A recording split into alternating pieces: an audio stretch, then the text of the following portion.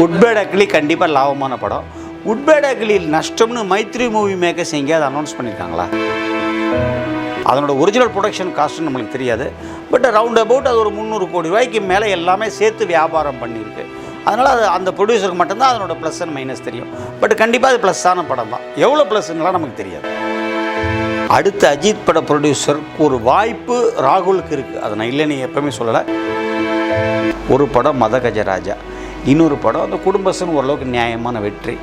Dragon, good bad ugly, மாமன், tourist family, இந்த 6 படம் தான் எல்லா தரப்புக்கும் லாபத்தை கொடுத்துருக்கு. அதில் விக்ரமுக்கு என்ன ஒரு பெரிய பவர்? விக்ரமால் என்ன எல்லாத்தையுமே செய்திட முடியுமா? கமல் சார் ஒரு லெஜண்ட். இந்த பக்கம் சிம்பு தம்பி, அவன் ஒரு ஸ்பார்க், அவன் ஒரு மாநாட்டில் ஒரு மிகப்பெரிய வெற்றியை கொடுத்த தம்பி. அதுக்கப்புறம் ஒரு லெஜெண்டரி டைரக்டர் மணி சார். இவ்வளோ இருந்து திரிஷாலாம் இருந்து கூட அந்த படம் ஓப்பனிங்கே டேக் ஆஃபே ஆகலை.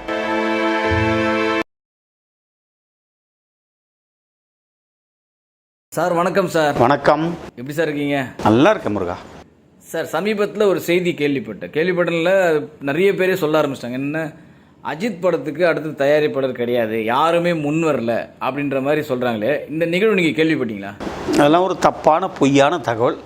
அவர் ஒரு நல்ல தயாரிப்பாளரை ஃபிக்ஸ் பண்ணி ரொம்ப சீக்கிரத்தில் இன்னொரு 15 நாள் 20 நாளில் அவங்க அனௌன்ஸ் பண்ணிடுவாங்க.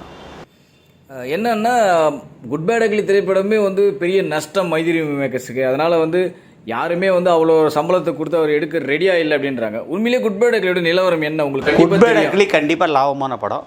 குட் பேட் அக்லி நஷ்டம்னு மைத்ரி மூவி மேக்கர்ஸ் எங்கேயாவது அனௌன்ஸ் பண்ணியிருக்காங்களா? இல்லை சார். அப்புறம் ஏன் நீங்கள் அதெல்லாம் போய் அது யாரோ சொல்கிறாங்க, அதெல்லாம் நம்ம போய் கருத்தில் எடுத்துக்க வேண்டிய அவசியம் இல்லை. குட் பேட் அக்லி லாபமான படம் தான். அதனோட ஒரிஜினல் ப்ரொடக்ஷன் காஸ்ட்னு நம்மளுக்கு தெரியாது. பட் ரவுண்ட் அபவுட் அது ஒரு 300 கோடி ரூபாய்க்கு மேலே எல்லாமே சேர்த்து வியாபாரம் பண்ணியிருக்கு. அதனால் அது அந்த ப்ரொடியூசருக்கு மட்டும்தான் அதனோட ப்ளஸ் அண்ட் மைனஸ் தெரியும். பட் கண்டிப்பாக அது ப்ளஸ்ஸான படம் தான். எவ்வளோ ப்ளஸ்ன்னுலாம் நமக்கு தெரியாது. ரோமியோ பிக்சர்ஸ் ராகுல் அவர் தான் தமிழ்நாடு வெளியிட்டவர். அவர் தான் இந்த படம் அடுத்தது அஜித் அவர் நடிக்க போகிற படத்தை தயாரிக்க போகிறார் அப்படின்ற மாதிரி செய்தி நீங்கள் தான் நம்ம சேனலுக்கு முதல்ல சொல்லியிருந்தீங்க. அது 99% வாய்ப்பு இருக்குது அப்படின்ட்டு. இப்போ எல்லா இடத்துலையுமே இப்போ அதான் சொல்கிறாங்க, அவர் தான் தயாரிக்க போகிறாருன்ட்டு. நீங்கள் அந்த செய்தியை கேள்விப்பட்டீங்களா சார்? கேள்விப்பட்டேன். அடுத்த அஜித் பட ப்ரொடியூசருக்கு ஒரு வாய்ப்பு ராகுலுக்கு இருக்குது. அதை நான் இல்லைன்னு எப்பவுமே சொல்லலை. பட் ராகுல் தான் ப்ரொடியூசராங்கிறது இன்னும் கன்ஃபார்ம் பண்ணப்படலை. ஒரு 15-20 நாளில் அதை டிக்ளேர் பண்ணிவிடுவாங்க. அது சார் ஏற்கனவே ஒரு பெரிய பட்ஜெட்டில் ஒரு படம் இருக்குது, பெரிய டீம் அஜித் ரெடியாக இருக்குது அப்படி சொல்லி பெரிய ஒரு இயக்குனர்னு சொல்லியிருந்தேன் நான். அது அந்த பெரிய இயக்குனர்கிட்ட அவங்க பேச்சுவார்த்தை நடத்திக்கிட்டு தான் இருக்காங்க. அது முடிஞ்சு அதுக்கு தயாரிப்பாளர் மற்ற காஸ்ட் அண்ட் குரூ எல்லாம் ஃபிக்ஸ் பண்ணதுக்கப்புறம் தான் நம்ம சொல்ல முடியும். இப்போ அதை சொல்லக்கூடிய எந்த விதமான ஒரு அதிகாரம் எனக்கு இல்லை. சார் சமீபத்தில் நடிகர்கள் நீங்கள் பார்த்துருப்பீங்களா, இந்த போதைப் பொருள் பயன்படுத்திய வழக்கில் மாட்டியிருக்காங்க. இதனால் இந்த தமிழ் திரையுலகத்துக்கு ஒரு பாதிப்பு மாதிரி தோணலையா? ஏன் இப்படிலாம் இருக்காங்க? இது எல்லா துறையிலையுமே இருக்குது. டாக்டர்ஸ் யூஸ் பண்ணுறாங்க, அட்வொகேட்ஸ் யூஸ் பண்ணுறாங்க, ஆடிட்டர்ஸ் யூஸ் பண்ணுறாங்க. யார் யூஸ் பண்ணல? யூஸ் பண்ணிட்டு தான் இருக்காங்க. இவங்க மாட்டியிருக்காங்க, இன்னும் மாட்டாத நிறைய ஆட்கள் இருக்காங்க. எல்லாத்துக்கும் சட்டம் தன் கடமையை செய்யும், அதில் ஒன்றும் இல்லை. ஆனால் இந்த போதைப்பொருள் பயன்பாடுங்கிறது மத்திய அரசாங்கம் மாநில அரசாங்கம் ஒரு விழிப்பார்ந்த நடவடிக்கை எடுத்து அந்த போதை இல்லாத ஒரு நம்ம நாடை உருவாக்கணுங்கிறது என்னோட ஒரு தனிப்பட்ட ஒரு அபிப்பிராயம். அதுக்கு அவங்க அந்த மத்திய அரசு மாநில அரசு அதை நோக்கி போயிட்டுருக்காங்கன்னு நான் ஃபீல் பண்ணுறேன். இல்லை சார், நடிகர்கள் தொடர்ந்து இது பார்த்தீங்கன்னா இது மாதிரி மாட்டிக்கொண்டே போகிறதுனால திரையுலகம் சார்ந்தவங்களால பெருசாக பேசப்படுறதா இது? கண்டிப்பாக சார். அவங்க செலிப்ரிட்டிஸு, அவங்கள பற்றின எந்த ஒரு பாசிட்டிவான நெகட்டிவான செய்தி எது வந்தாலும் அது கண்டிப்பாக ஒரு பேசுபொருளாக தான் இருக்கும். அது இட் இஸ் குவைட் நேச்சுரல். இல்லை, அதை தொடர்ந்து பார்த்தீங்கன்னா நடிகர் கிருஷ்ணா, நமிதா, இப்போ திரிஷா வரைக்கும் வந்திருக்கு அந்த செய்தி. அவங்க வரைக்கும் அந்த ஒரு செயின் மாதிரி போய் ஸ்ரீகாந்த், கிருஷ்ணா ஓகே. நீ பாட்டுக்கு நமிதா, திரிஷா, உனக்கு யார் பிடிக்கும் பிடிக்காது அவங்களெல்லாம் சொல்லிகிட்டே போயிட்டீங்கன்னா அதுக்கு நம்ம என்ன கருத்து சொல்ல? அவங்களெலாம் அந்த அதுக்குள்ளே டிக்ளேர் ஆனதுக்கப்புறம் நம்ம அதை பற்றி பேசுவோம். இப்போ நம்மளா எந்த நேமையும் யூஸ் பண்ணக்கூடாது. இப்போ கைது செய்யப்பட்டிருக்கிறவர் ஒன்று ஸ்ரீகாந்த், ஒன்று கிருஷ்ணா. அவங்க 2 பேரை பற்றி மட்டும்தான் நம்மளுக்கு தெரியும், நம்ம பேச முடியும். அவங்க இருக்காங்க இவங்க இருக்காங்கன்னு நமக்கு தெரியாது. சார், கூலி திரைப்படத்துடைய பிஸ்னஸ் இப்போ ஒவ்வொரு ஸ்டேட்டாக யாராக ரிலீஸ் பண்ணுறாங்க அப்படின்ற மாதிரி போட்டிருக்காங்க. சன் பிக்சர்ஸ் நிறுவனமே அஃபிஷியலாக அனௌன்ஸ்மெண்ட் பண்ணிட்டாங்க. பெரிய தொகைக்கு விற்றுருக்காங்க தமிழ் சினிமா உலகத்தில். இது வரைக்கும் எந்த படமும் வராத அளவுக்கு அப்படின்ற மாதிரி. இந்த பேஸ் பண்ணி பார்க்கும்போது சாத்தியக்கூறுகள் இருக்கா 1000 கோடி முதல் படமாக தமிழ் சினிமாவில் வசூலாகிறதுக்கு? இது பற்றி உன்னோட சேனல்லையும் சரி பல சேனலில் நான் பல முறை சொல்லியிருக்கேன். அதாவது ஒரு படம் ஹிந்தி பெல்ட்டில் அதிகமான தியேட்டர் ரிலீஸ் ஆனால் தான் மிகப்பெரிய வசூல் அதை வந்து டச் பண்ணும். அந்த மாதிரி பண்ணுறதுக்கு மெயினாக ஓடிடி ரிலீஸை 8 வீக்ஸ் கழித்து பண்ணினா தான் ஹிந்தியில் உள்ள அந்த மல்டிபிள் செயின்ஸில் படம் அதிகமாக ஸ்க்ரீன் பண்ணுவாங்க. அது அவங்க சன் பிக்சர்ஸோடைய வியாபார நுணுக்கத்தை பொறுத்தது அந்த 1000 கோடி டச் பண்ணுமா இல்லையாங்கிறது அதுக்கப்புறம் we have to wait and see. இந்த திரைப்படத்தை அமீர் கானும் ஒரு கேமியோ பண்ணியிருக்கிறதா செய்தி, அதை அவரும் ஊர்ஜினப்படுத்திட்டாரு. ஸோ அமீர் கான் நடித்ததுனால கொஞ்சம் ஹிந்தி பெல்ட் அதிக ஸ்க்ரீன் ரிலீஸ் ஆகாதா சார்? அப்படி ஒரு பண்ண முடியாது. அதாவது ஹிந்தி பெல்ட்டில் அந்த மல்டிபிள் செயின்ஸ் தான் அவங்க தான் முக்கியமாக அவங்க தான் அதை டாமினேட் பண்ணுறாங்க. அவங்களுடைய கண்டிஷனே நீங்கள் 8 வீக்ஸ் ஆஃப்டர் ஓடிடின்னு தான் அவங்க அந்த இதுக்கு வருவாங்க, இல்லைனா வரமாட்டாங்க. அப்படி பார்த்தா கூட படம் நன்றாக இருந்தால் மட்டும் தானே சார் ஓடும். அது ஒரு கான்செப்ட் இருக்குல்ல. 8 வாரம் கழிச்சு ரிலீஸ் பண்ணால் கூட படம் சூப்பராக இருந்தால் தானே அங்கேயும் ஓடும். அது ஒரு விஷயம். கேள்விக்கான பதில் உங்களோட கேள்வியிலே இருக்குது. அப்புறம் என்ன இருக்குது? இப்போ வாரங்கள் பார்த்தீங்கன்னா ஒரு 4 படம் 5 படம் வெளியாகிட்டே இருக்குது ஒவ்வொரு வாரமும். ஆனால் எந்த படமும் பெருசாக வசூல் ரீதியாக ஜொலிக்க மாட்டேங்குது.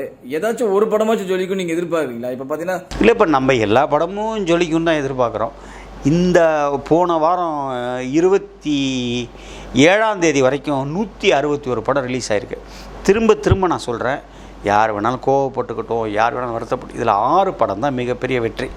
ஒரு படம் மதகஜராஜா, இன்னொரு படம் அந்த குடும்பஸ்தன் ஓரளவுக்கு நியாயமான வெற்றி, டிராகன், குட் பேட் அக்லி, மாமன், டூரிஸ்ட் ஃபேமிலி. இந்த 6 படம் தான் எல்லா தரப்புக்கும் லாபத்தை கொடுத்துருக்கு.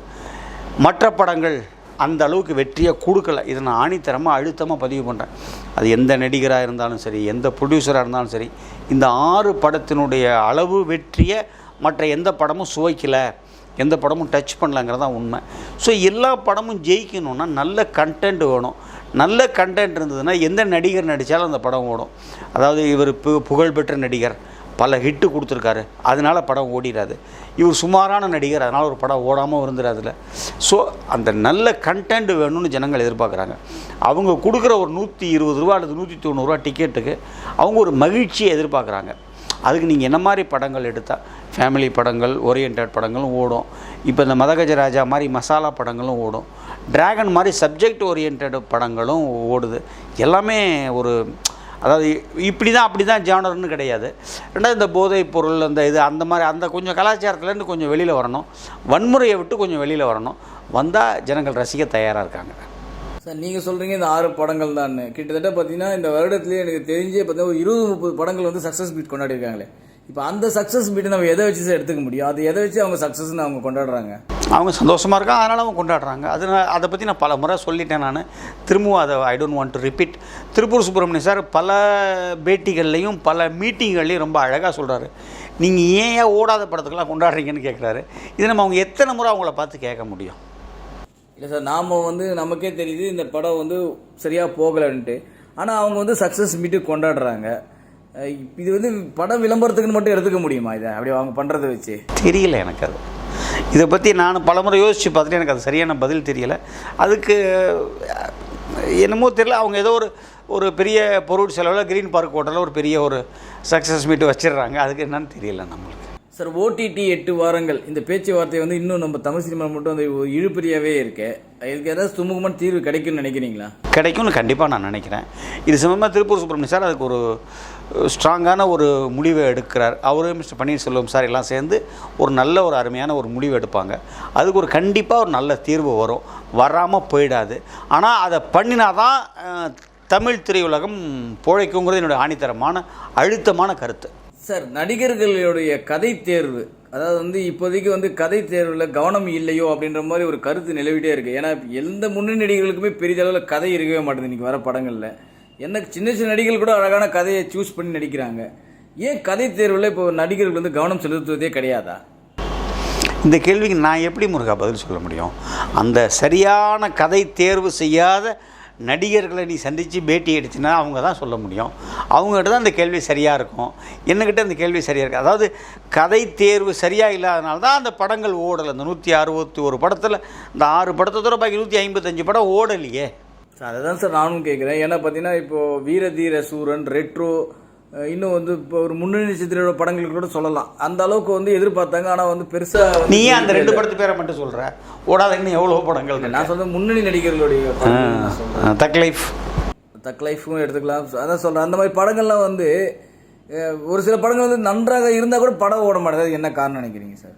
அது மாதிரி ஒரு படத்து பேரை சொல்லாது அவளுக்கு. இல்லை, வீரதீரசுரன் கூட ஓகே, படம் உட்கார ஓரளவுக்கு ரசிக்கும்படி தானே எடுத்திருந்தாங்க. ஆனால் படம் இல்லை, வீரதீரசுரன் என்னென்னு கேட்டிங்கன்னா ஓவர் எக்ஸாசரேஷன். அதாவது அதில் விக்ரமுக்கு என்ன ஒரு பெரிய பவர், விக்ரமால் என்ன எல்லாத்தையுமே செய்திட முடியுமா? எனக்கு அது கொஞ்சம் புரியலை.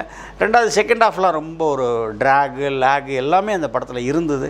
அதெல்லாம் இல்லைன்னு சொல்ல முடியாது. அந்த படத்தை வாங்கின தமிழ்நாடு விநியோகஸ்தருக்கு எவ்வளவு கோடி ரூபா நஷ்டங்கிறது அந்த விநியோகஸ்தர் சந்தித்து நீ பேட்டிகள் அவர் சொல்லுவார். இந்த மாதிரி படங்கள்லாம் சுத்தமாக ஜொலிக்கவே மாட்டேங்குது. அந்த முன்னணி நடிகர்களுக்கு உண்டான அந்த அந்த கிரேஸ் கூட கிடைக்க மாட்டேங்குது. என்ன காரணம்னா படம் நல்லா இல்லை, ஜனம் வர மாட்டேங்கிறான். ஏன்னா தக் லைஃபும் பார்த்தீங்கன்னா அப்படி தான். என்ன நான் வந்து பேட்டி எடுத்து திருப்பூர் சுப்பிரமணிய சார் கிட்ட பேட்டி எடுக்கும்போது சொல்லுவார், பொதுவாக வந்து பெரிய நடிகர்களுக்கு ஓப்பனிங் இருக்கும், தக் லைஃப் ஓப்பனிங் கூட இல்லை, சத்தியமாக இல்லை. ஒரு அதிர்ச்சியான விஷயம் அது. அது ரொம்ப அவங்க என்ன மாதிரி சினிமா நடத்திட்டு இருக்கிறவங்களுக்கு ரொம்ப அதிர்ச்சியான விஷயமா இருந்தது.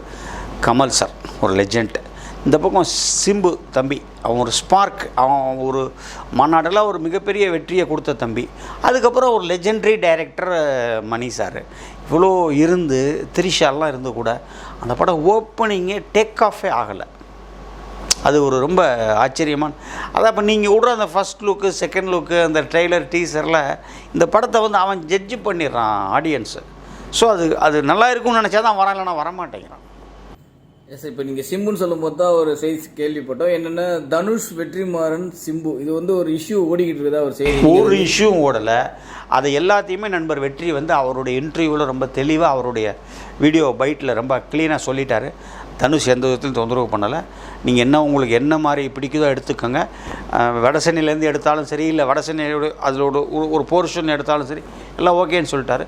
அது நல்லா போயிட்டுருக்கு. என்னுடைய அன்புக்குரிய தானு சார், வெற்றி சிம்பு கூட்டணி மிகப்பெரிய வெற்றி அடையும். என்னுடைய வாழ்த்துக்கள். சார், அதே மாதிரி அதே தயாரிப்பில் இருக்கிற வாடிவாசல் திரைப்படம் இன்னும் வந்து ஸ்டார்ட்டே ஆகலை. ஆனால் அதுக்கப்புறம் வந்து பிளான் பண்ண இந்த படம் ஸ்டார்ட் ஆகிடுச்சு. வாடிவாசலை பற்றியும் வெற்றி விளக்கம் சொல்லிட்டாரு. அதனால் அதுக்கு வெற்றி சொன்ன விளக்கம் தான் நான் சொல்ல முடியும். அதுக்கு புதுசாக நான் விளக்கம் சொல்ல முடியாது. Thank you very much sir. Thank you, நன்றி. இது போல பல வீடியோக்களை கண்டு மகிழ எங்களது ரீசன்ட் வாய்ஸ் சேனலை மறக்காம சப்ஸ்கிரைப் பண்ணுங்க.